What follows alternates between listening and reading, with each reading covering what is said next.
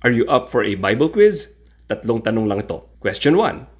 Sinong propeta ang tinawag ng Diyos mula pa nung siya ay bata? A. Isaiah. B. Samuel. C. Ezekiel.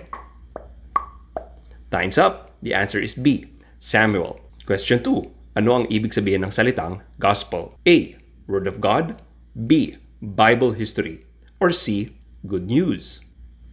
Time's up. Ang sagot ay letter C. Good news. Last question. Sino ang unang anak ni Abraham? A. Isaiah. B.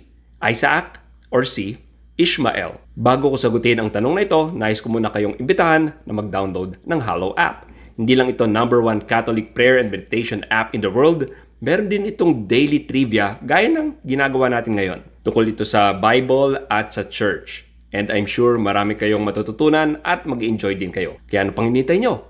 Tara, dasal tayo. And by the way, may nakabitin nga pala tayong question, sino ang unang anak ni Abraham? For that, ilagay nyo lang ang mga sagot nyo sa comment section down below.